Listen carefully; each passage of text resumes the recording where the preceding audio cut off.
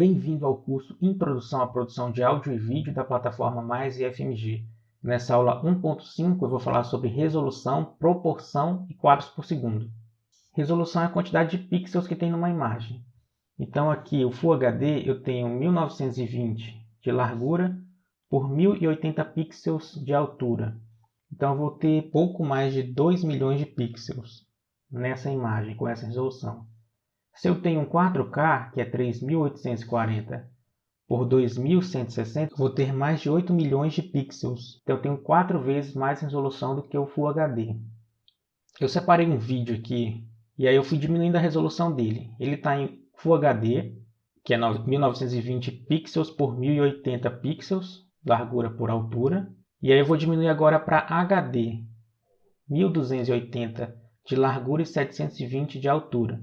Então, se a gente multiplicar esses valores, a gente vai ter o resultado de pixels dessa imagem. E agora eu vou diminuir bem mais. 192 de largura por 108 de altura. A gente já consegue ver que a imagem está com bem pouca resolução, com bem pouca qualidade.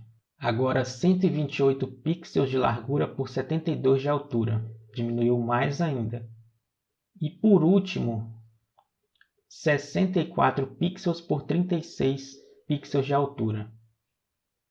A gente consegue ver que a imagem está com bem pouca qualidade. E agora a comparação do Full HD com essa última resolução. 1920 por 1080, 64 por 36. A proporção já é a relação entre largura e altura da imagem. Numa foto 3x4, a gente tem 3 centímetros de largura por 4 centímetros de altura. Então a proporção dessa imagem é de 3:4, mas independente do tamanho, se fosse 6:8, a proporção seria a mesma, porque tem 3 partes de largura por 4 partes de altura. Se fosse 600 por 800, continuaria uma imagem 3:4. Aquelas televisões antigas elas são 4:3, então para cada 4 partes de largura eu tenho 3 de altura. Então se eu tenho uma imagem, uma resolução de 800 por 600 pixels, uma imagem 4:3, 400 por 300 pixels, 4:3 também, e assim por diante.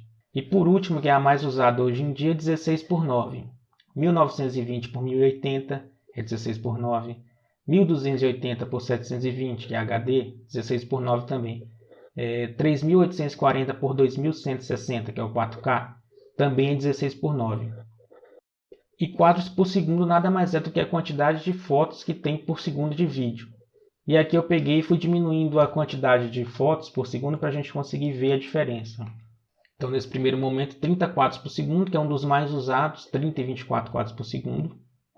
Segundo exemplo, 24 quadros por segundo, a gente quase não consegue ver a diferença. Então aqui em 15 quadros por segundo a gente consegue ver que já fica um pouco diferente comparado com 24 e 30.